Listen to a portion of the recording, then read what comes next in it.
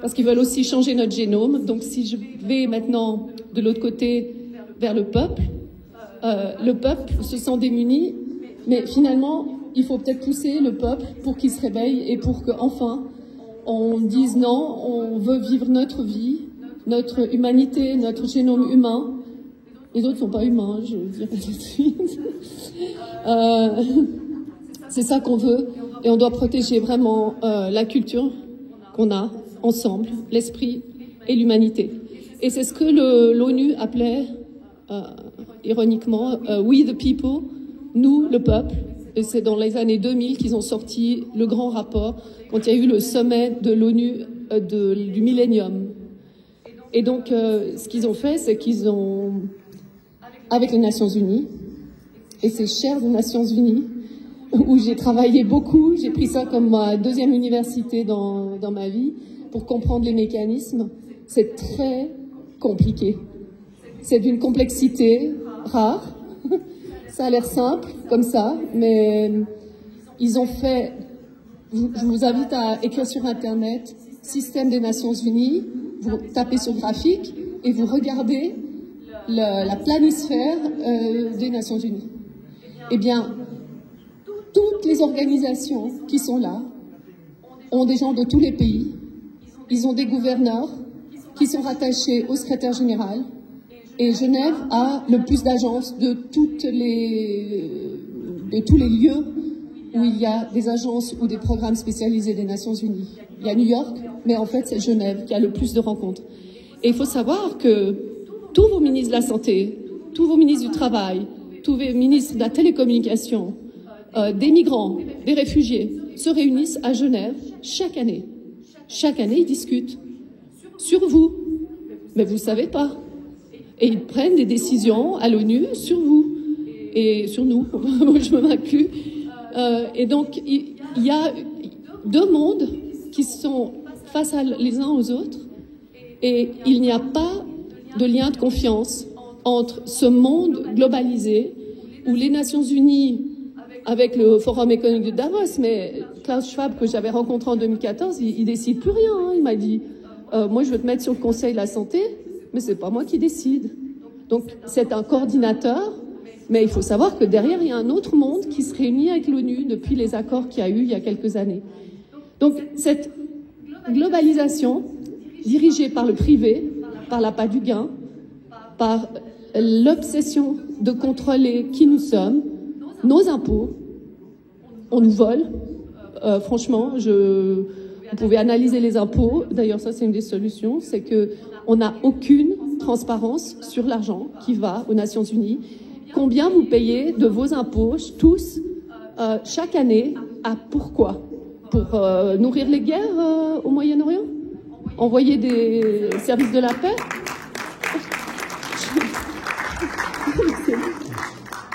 Vous avez rien qu'à regarder l'histoire du général Dallaire au Rwanda, qui était là pour les opérations de la paix. Et il a fait appel, il était belge, il comprenait bien l'Afrique, et puis il était il voyait venir la révolte, sans pouvoir la contrôler. Il appelle Kofi Annan, le secrétaire général. Je peux le dire parce que je le connais personnellement. J'en ai fait une réunion sur la paix entre les générations avec lui il y a 20 ans. Mais il a vraiment dit qu'il a appelé Kofi Annan et on lui a pas envoyé d'aide. Et ils étaient là pour la paix. Et il y a eu le sacrifice et le génocide au Rwanda. Rien n'a pu être fait parce qu'ils le voulaient.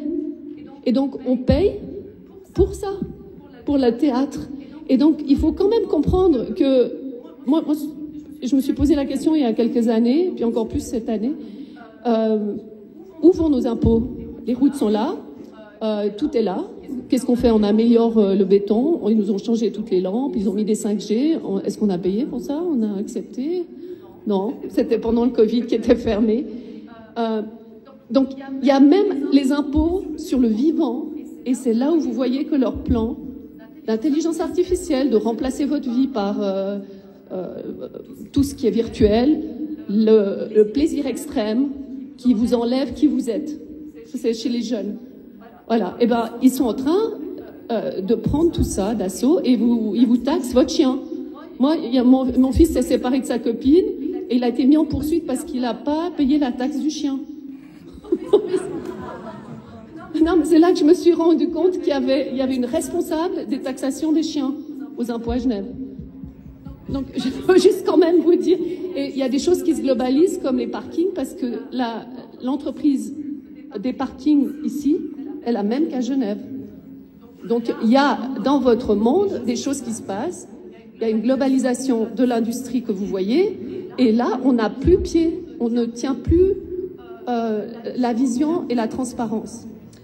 Donc, qu'est-ce qui nous relie aux globalistes privés et à tous ceux derrière? La Constitution? Oui, mais l'OMS a une Constitution qui dit qu'à 2/3 des voix à main levée, on peut faire un coup d'État mondial et c'est de la Constitution qui va décider des diagnostics, de la santé, des définitions qu'ils ont déjà changées, la pandémie, l'immunité, la seule immunité, c'est le vaccin. Pandémie, dès qu'il y a un pathogène qui traverse, c'est une pandémie. Et puis, il continue. Comment vous allez faire les diagnostics?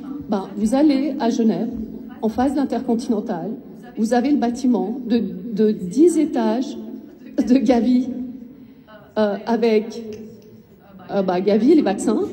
Vous avez les diagnostics. Vous avez Unitaid qui est mes médicaments. Et vous avez tout le business de l'Organisation mondiale du business de la santé ou de la maladie. Donc, si vous allez filmer là-bas, on vous prend votre carte de visite, votre carte d'identité, puis on vous laisse pas filmer. C'est un bunker, carrément, 10 étages.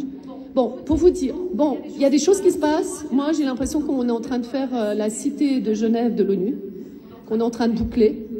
J'avais un badge jusqu'à il y a 2 ans, parce que je représente des scientifiques à l'ONU. Et là, il n'y a plus rien qui se passe, à part une réunion d'ONG au Conseil œcuménique des Églises, parce qu'on ne peut plus rentrer à l'ONU. Et donc, tous les contacts que j'ai se sont effrités, ils ont peur, et on ne peut plus rien faire. Donc, les solutions... Il faut avoir le sens de l'humour. Courage. Quand même inné.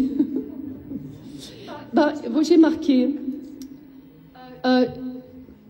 qu'on va passer de la base, peut-être, d'abord, c'est que ce droit inné, ce droit de la nature, est inversé. Aujourd'hui, on n'en parle plus. Vous pouvez lire toutes les chartes de l'ONU, et ça a été dit par Fabrizio, qui est brillant, bravo, que le droit inné est plus fort que toutes les résolutions de l'ONU. C'est notre droit naturel qui supersede, qui est au-dessus de toutes les lois et de tous les traités internationaux. Donc revenons à ça. Parce qu'ils ont mis sur la tête la hiérarchie des droits. C'est notre droit d'abord qui compte. Et si on ne fait pas ça, puis qu'on ne voit pas ce qu'ils veulent faire, on n'arrivera pas à bien construire l'argumentaire et la construction d'un nouveau monde. Donc ça, c'est une chose. Au niveau local, il faut que les gens comprennent que leur droit à la terre... qui vous a dit que la terre, on pouvait la vendre, d'ailleurs?